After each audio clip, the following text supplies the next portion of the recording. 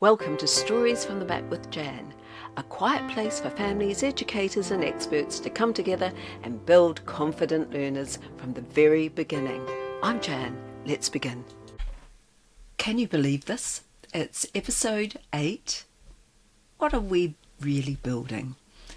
Welcome to Stories from the Mat with Jan, and I'm Jan Falconer.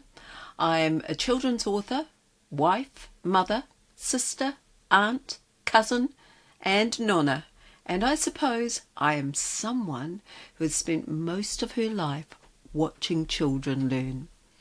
As I've been thinking about this final episode in the first series, I've found myself looking back at where we started. When I recorded the first episode, I thought I was talking about learning, and I was, but somewhere along the way I realised we were talking about something much bigger than that. We've talked about confidence, stories, readiness, repetition, ordinary moments, and relationships. And at first glance, they can seem quite separate conversations. But the more I've reflected on them, the more I've realised that they're really different strands to the same story. Or perhaps, given the title of this podcast, different strands of that same mat. A single strand is useful, but it isn't a mat. A mat is created when the strands are woven together. And I think that's what we've been doing together throughout this series. We've been weaving. In our first episode, we explored what learning feels like before 5. Not what children know, but how they experience learning. Because before learning becomes academic, it's emotional. Children begin to form impressions about themselves as learners long before they encounter any formal education. When we talked about confidence before curriculum, the idea that children often need to feel safe enough to try before they demonstrate what they know, we've explored those moments that shape learners, those experiences that seem ordinary at the time but stay with us for years. We've thought about readiness and how it may have less to do with age and far more to do with confidence, security, and feeling prepared to engage. We've also talked about stories and how children don't simply listen to them, they enter them, they participate in them, they return to them. We've explored repetition and how children use familiar experiences to deepen understanding and build their capability. And then we've looked at those ordinary moments, the gardening, the feeding of pets, the helping, the conversations, the parts of family life that often don't look educational, but are quietly helping our children grow. And when I step back and I look at all those strands together, something begins to emerge. What we're really talking about isn't learning itself. We're talking about how children become learners. That feels like an important distinction, because children aren't empty vessels waiting to be filled with information. Oh no, they are little people. They are individuals growing, changing, making sense of the world around them.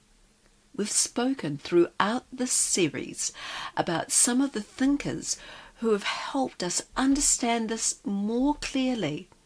Yuri Brofenbrenner reminded us that development happens within relationships and environments.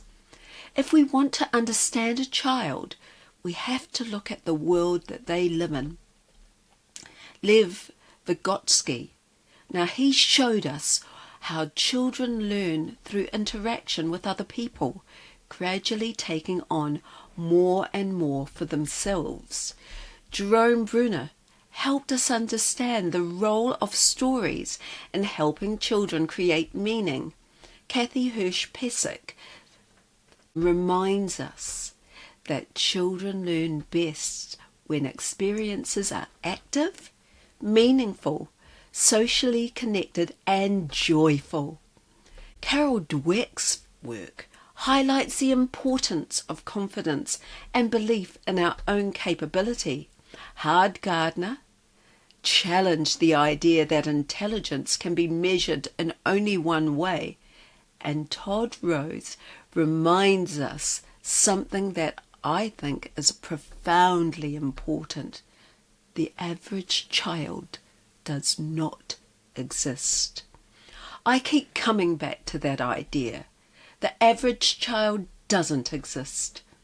These are children, individual children, children with different strengths, different interests, different temperaments, different worries, different ways of learning, different ways of understanding this world. And once we truly accept that, the question changes. We stop asking, how do we make this child fit? And we begin asking, what does this child need? This feels like a far more useful question, because throughout the series every road seems to lead to the same place. Relationships matter. Confidence matters.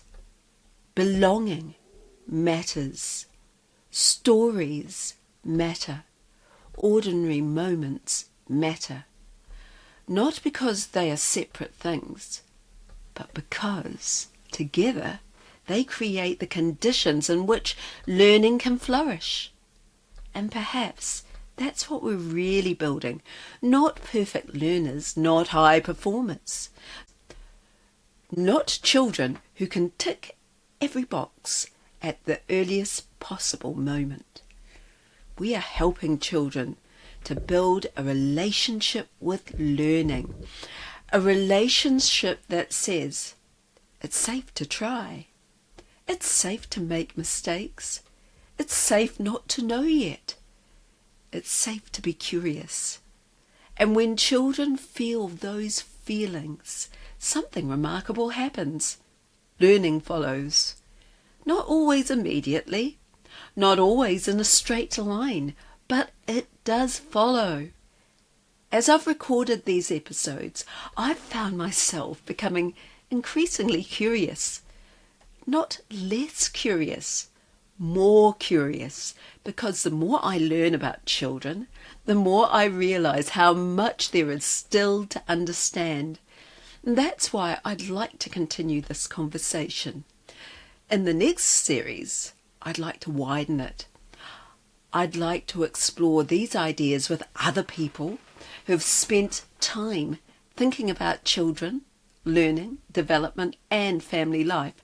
Not because I've found all the answers, on the contrary, but because I suspect that there are many more questions worth asking. And perhaps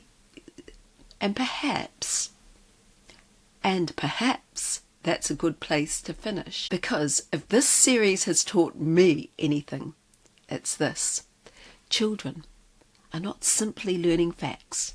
They are learning what learning feels like.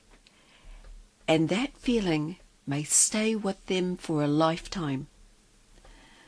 One of the things I am so passionate about, and this is why I'm doing this podcast, I want to serve families to raise confident learners.